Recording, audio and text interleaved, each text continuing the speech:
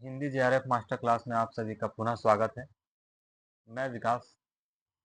आज हम हिंदी साहित्य का इतिहास रामचंद्र शुक्ल द्वारा रचित वीर गाथा काल के अंदर आज हम पढ़ेंगे विद्यापति।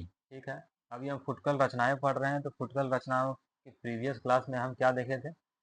अमीर खुसरो और उनकी पहेलियों से संबंधित जो रामचंद्र शुक्ल जी ने बताया है, लिखा है, उसको देखे। आज हम देखेंगे विद्यापति। ठीक है। तो अपभ्रंश के अंदर इन अंतर्गत इनका उल्लेख हो चुका है, पर जिसकी रचना के कारण ये मैथिली कोकिल कहलाए वह इनकी पदावली है। इन्होंने अपने समय की प्रचलित मैथिली भाषा का व्यवहार किया है। विद्यापति को बंग भाषा वाले अपनी ओर खींचते हैं। सर जॉर्ज ग्रियर्सन ने भी बिहारी और मैथिली को मागधी से निकली होने के कारण हिंदी से अलग माना है। ठीक है।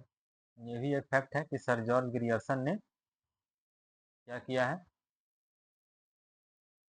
मैथिली बिहारी और मैथिली को मागधी से निकली होने के कारण हिंदी से अलग माना है, पर केवल भाषा शास्त्र की दृष्टि से कुछ प्रत्ययों के आधार पर ही साहित्य का विभाजन नहीं किया जा सकता। कोई भाषा कितनी दूर तक समझी जाती है, इसका विचार भी इस तो अवश्य होता है।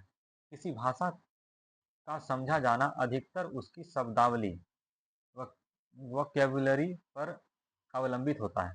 यदि ऐसा ना होता तो उर्दू और हिंदू का एक ही साहित्य माना जाता। बात तो सही है।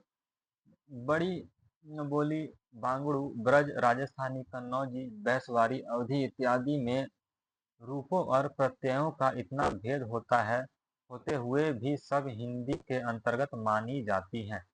इनके बोलने वाले एक दूसरे की बोली समझते हैं। बनारस, गाजीपुर, गोरखपुर, बलिया आदि जिलों में आयल आइल। ठीक है। यहाँ आप समझिए।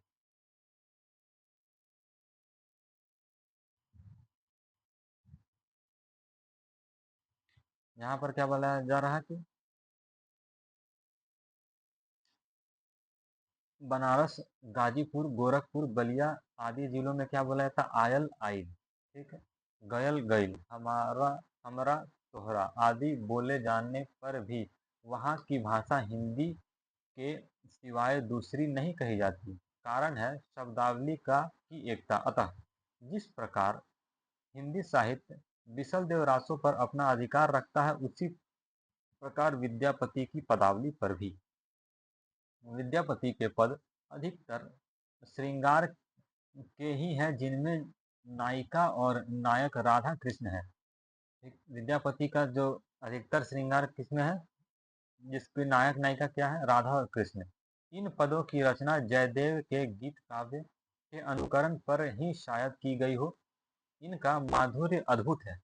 विद्यापति शैव शैव थे, मतलब कि भगवान शिव की पूजा करते थे। ठीक है। उन्होंने इन पदों की रचना श्रृंगार काव्य की दृष्टि से की है, भक्त के रूप में नहीं। विद्यापति को कृष्ण भक्तों की परंपरा में न समझना चाहिए। यहाँ पर ये रामचंद्र शुक्ल जी कह रहे हैं कि विद्यापति को कृष्ण की परंपरा में नहीं समझना चाहिए। उन्होंने केवल श्रृंगार की दृष्टि से वह रचना की थी, भक्त के रूप में नहीं। आध्यात्मिक रंग के चश्मे आजकल बहुत सस्ते हो गए हैं। इन्हें चढ़ाकर जैसे कुछ लोगों ने गीत गोविंद के पदों को आध्यात्मिक संकेत बताया है, वैसे ही विद्यापति के इन पदों को भी ये एग्जाम में के लिए एग्जाम की दृष्टि से बहुत जरूरी है। ये पद ये पैराग्राफ पूछा भी है एक दो बार एग्जाम में, और ये बहुत इंपॉर्टेंट चीज़ है, इसको बात समझने वाली भी है कि आध्यात्मिक रंग के चश्मे आजकल बहुत सस्ते हो गए हैं। उन्हें चढ़ाकर जैसे कुछ लोगों ने गीत गोविंद के पदों को आध्यात्मिक संकेत बताया है, वैसे ही विद्यापति के इन पदों को भी आध्या इसका मतलब हुआ कि आध्यात्म का चश्मा पहनकर कोई भी किसी भी पद को आध्यात्मिक बता देता है। सूर आदि कृष्ण भक्तों के श्रृंगारी पदों की भी ऐसे लोग आध्यात्मिक व्याख्या चाहते हैं। पता नहीं बाल लीला के पदों का वे क्या करेंगे। इस संबंध में यह अच्छी तरह समझ रखना चाहिए कि लीलाओं का कीर्तन कृष्ण भक्ति का एक प्रधान अंग है। जिस रूप में लीलाएं वर्णित हैं उसी रूप में उनका ग्रहण हुआ है और उसी रूप में वे गोलोक में नित्य मानी गई हैं। जहाँ वृंदावन, यमुना, निकुंज, सखा, गोपिकाएं इत्यादि सब नित्य रूप में हैं। इन लीलाओं का दूसरा अर्थ निकालने की आवश्यकता नहीं। ठीक है। विद्यापति संवत 1400 में तिरहुत के राजा शिव सिंह के यहाँ वर्तमान। यहाँ पर विद्यापति का समय सीमा क्या बताया गया, तो संवत 1460 में तिरहुत के राजा कौन, शिव सिंह के यहाँ वर्तमान थे, मतलब उस समय वहां पर मौजूद थे। मोटे हिसाब से वीर गाथा काल महाराज हमीर के समय तक ही समझना चाहिए। उसके उपरांत मुसलमानों का साम्राज्य भारत में स्थिर हो गया और हिंदू राजाओं को न तो आपस में लड़ने का उतना उत्साह रहा, न मुसलमानों से। जनता की चित्तवृत्ति बदलने लगी और विचारधारा दूसरी ओर चली। मुसलमानों के न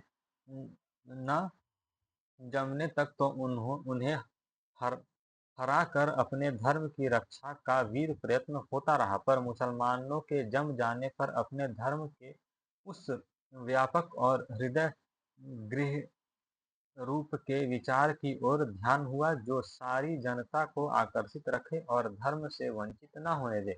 इस प्रकार स्थिति के साथ ही साथ भावों तथा विचारों में भी परिवर्तन हो गया। पर इससे यह न समझना चाहिए कि हमीर के पीछे किसी वीर काव्य की रचना ही नहीं हुई। समय समय पर इस प्रकार के अनेक काव्य लिखे गए।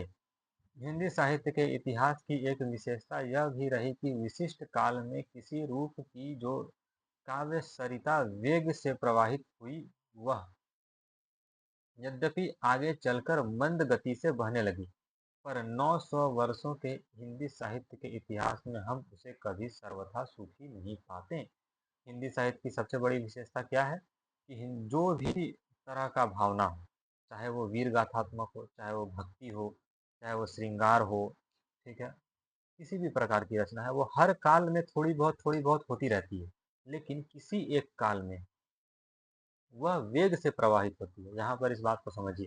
यहाँ क्या लिखा है, हिंदी साहित्य के इतिहास की एक विशेषता यह भी है कि एक विशिष्ट, ठीक है, काल में किस रूप में, मतलब कि एक विशिष्ट काल, एक तय काल में किस रूप की जो काव्य सरिता वेग से प्रभावित होती है। ठीक है, किसी रूप से जो काव्य सरिता, किसी रूप मतलब काव्य रचने की जो क्या कह सकते हैं उसको, परंपरा है, जो तरीका है, वो किसी एक रूप का वो बहुत वेग से आगे बढ़ती है। वह यद्यपि आगे चलकर मंद गति से बहने लगती है। जैसे कि वीर गाथा काल में, आदि काल में बहुत वीर प्रधान रचनाएं हुई, लेकिन ऐसा नहीं है कि भक्ति काल में पूर्णतः समाप्त हो गई। भक्ति काल में भी कुछ कुछ वीर प्रधान रचनाएं रची जाती थी।